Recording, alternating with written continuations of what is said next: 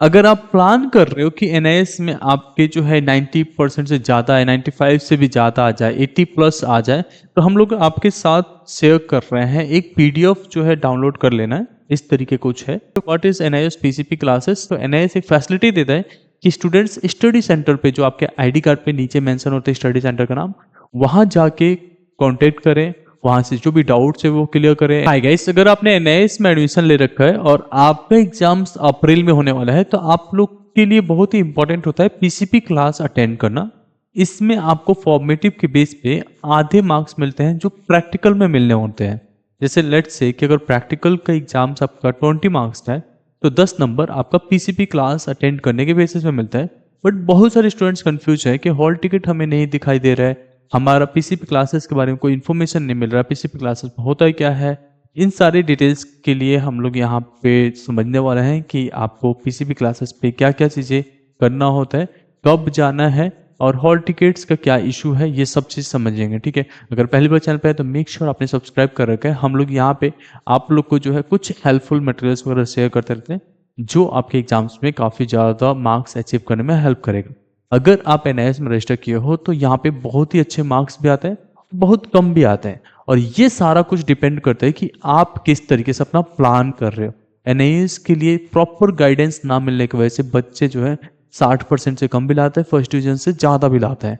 ठीक है, अगर आप प्लान कर रहे हो कि एनआईएस में आपके जो है 90% से ज़्यादा है, 95 से भी ज़्यादा आ जाए, 80 प्लस आ जाए, तो हम लोग आपके साथ शेयर कर रहे हैं एक पीडीएफ जो है डाउनलोड कर लेना है। इस तरीके कुछ है, जिसमें आपको 95% से अधिक लाने के लिए ये कुछ प्लान्स हम लोग ने शेयर किया है आप लोग के लिए, ये आपको फॉलो करने पड़ेंगे। जैसे कि आपका स्टडी के स्केड्यूल्स तैयार करने के लिए, आपको सिलेबस अंडरस्टैंड करने का मेन होता है। सिलेबस अगर समझ गए तो एग्जाम्स में अच्छे मार्क्स आ जाएंगे। और ये सारा चीज़ ये एक ही पेज का है, आपको प्रिंट आउट ले लेना होता है, और प्रिंट आउट लेने के बाद से इसको आप जो है रिव्यू करते रहोगे। इसको बाद में समझेंगे, पहले मेन टॉपिक पे आते हैं आपके पीसीपी क्लासेस के बारे में। ठीक है, एंड कैसे कहाँ से डाउनलोड करना है वो सारा कुछ मैं आपको समझा दूंगा लास्ट में।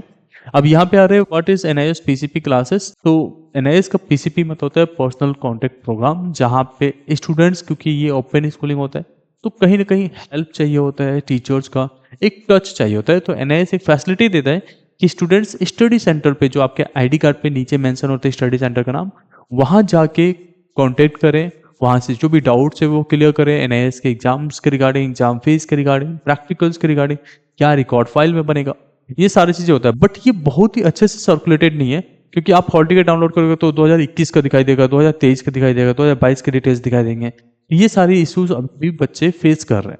अब यहाँ पे आपको वहां पे करना क्या होता है, पीसीपी क्लासेस का ऑब्जेक्टिव समझ लेते हैं।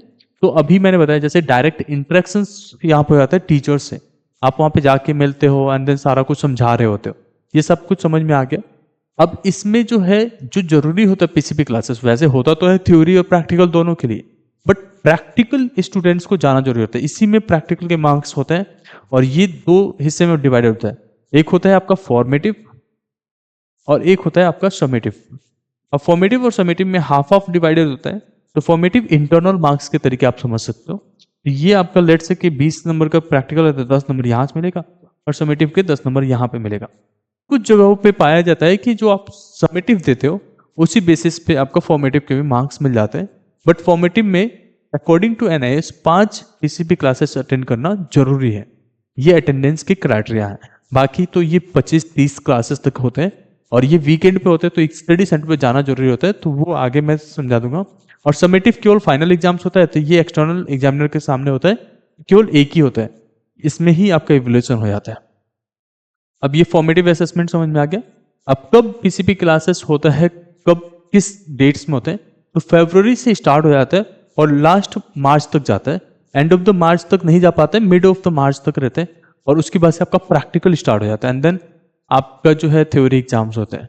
तो 15 मार्च से पहले आपका पीसीपी ओवर हो जाता है। तो ये आपको ध्यान देना है डेट।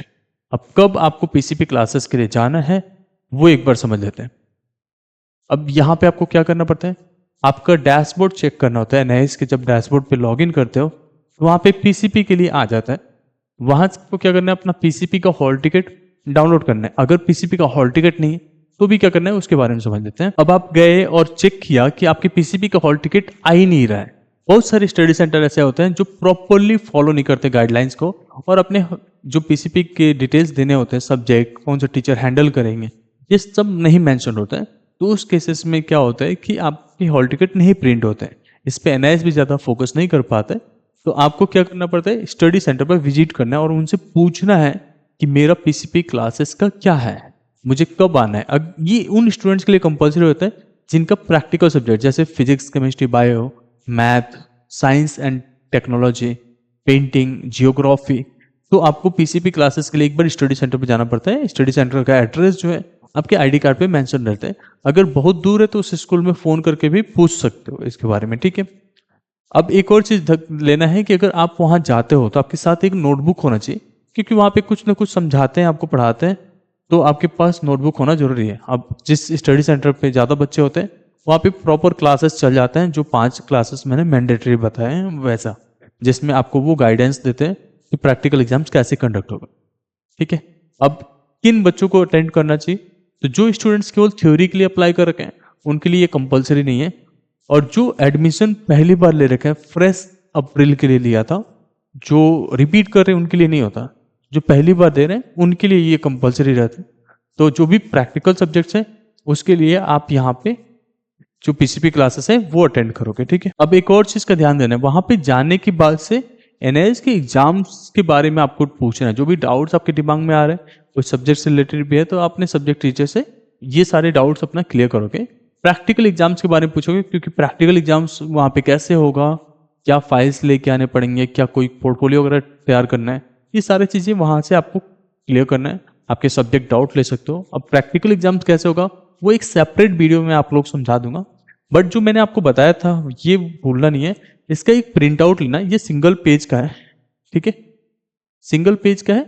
अब इसमें क्या क्या है ये ध्यान देना है, ये करना जरूरी है। आपको सबसे पहले आपकी अंडरस्टैंडिंग होनी चाहिए सिलेबस को लेके कि आपका सिलेबस क्या है। एनआईएस में जैसे टीएमए वाले सिलेबस आपके एग्जाम्स में नहीं आते, तो बहुत सारे बच्चे होते हैं वो पूरा पूरा पढ़ रहे होते हैं, 11th कभी 12th कभी, ये बहुत भारी भरकम हो जाता है। इसके साथ साथ क्रिएट अ स्टडी स्केड्यूल, आपको एक स्केड्यूल तैयार करो कि कब कब पढ़ना है, क्योंकि यू आर एट होम। अब आपको पढ़ने के लिए प्लानिंग्स करनी पड़ेगी प्रॉपर, जिससे कि आपका जो स्कूल जैसे टाइम देता है आपको पढ़ने के लिए, वैसा आपका घर पे इन्वायरमेंट क्रिएट हो सके। उसके साथ साथ एनआईएस के स्टडी मटेरियल्स जो होते हैं वो बहुत ही कम है ऑनलाइन मोड में। हम लोग तो काफ़ी ज़्यादा प्रोवाइड करते हैं, बट फिर भी कम मिलता है, तो इसको यूटिलाइज करना है कि स्टडी मटेरियल्स कहाँ से मिल सकते हैं।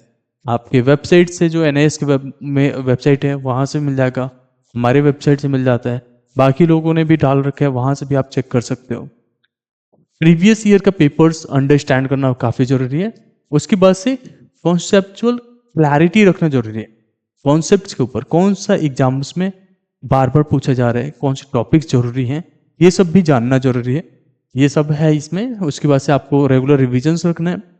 आपका ये ध्यान रखना है कि सारी चीज़ें आप कर रहे हो, अगर ये करते जा रहे हो तो आपको कंफर्म है कि 80%, 90%, 95% आराम से आ जाएगा एनआईएस में, ठीक है। जैसे पीसीबी क्लासेस अटेंड करने के लिए भी जरूरी है। अब ये प्रैक्टिकल सेशंस के लिए ज़्यादा रहता है, ठीक है। उसके बाद से आपको थोड़ा सा हेल्दी रहना है। बहुत सारे स्टूडेंट्स होते हैं पढ़ाई में लग गए या किसी और एक्टिविटीज़ में लग जाते हैं, हेल्थ पे ध्यान नहीं देते हैं, और फिर एग्जाम्स के टाइम पे जो है हेल्थ इशू होने की वजह से एग्जाम्स अटेंड ही नहीं कर पाते। ये प्रॉब्लम आपके साथ ना हो, ये उतना प्रायोरिटी में नहीं है, but obviously you have to focus on your diet and all. अब टाइम मैनेजमेंट करना है एग्जाम्स के टाइम पे, ये ध्यान रखना है कि कैसे कैसे अभी से पेपर सॉल्व करें कि एग्जाम्स के टाइम पे कोई हशल्स ना हो। पॉजिटिव रहना है।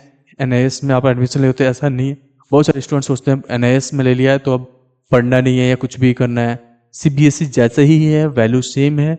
अगर आपको जॉब मिलना है और एक सीबीएसई स्टूडेंट को मिलना है, दोनों लोग क्वालिफाइड हो, तो ऐसा नहीं है कि आपके साथ डिस्क्रिमिनेशन होना है, आपको भी वही जॉब मिल जाएगा, ठीक है। तो ऐसे दिमाग में नहीं रखना है कि एनआईएस बस डिग्री के लिए होता है, ठीक है। इससे हर एक चीज़ें होते हैं। प्रैक्टिकल नोटबुक वगैरह अपना तैयार कर लेना, प्रैक्टिकल्स के मार्क्स होते हैं और इससे ज़्यादा मार्क्स स्कोर हो जाता है। ये सब चीज़ों पे आपको ध्यान देना कि ये सब चीज़ आपने कर रखा है या नहीं। ये पीडीएफ फॉर्मेट में टेलीग्राम चैनल पे है, लिंक मैंने डिस्क्रिप्शन दे रखा है, वहाँ से डाउनलोड कीजिए। इसमें कुछ हम लोगों ने मोटिवेशनल कोट्स भी डाल दिए, वो भी आप पढ़ सकते हो, वो आपको हेल्प करेगा। बाकी एक ही सीट है, बार बार जब देखोगे तो आपको समझ में आ जाएगा कि कैसे कैसे सारी प्लानिंग्स करनी है। बहुत सारी और भी चीज़ें हम आपके लिए लेके आ रहे हैं, सब कुछ बहुत जल्द आप लोग के बीच में होगा। होप इंडियर आपको ये वीडियो पसंद आया होगा। Thank you so much.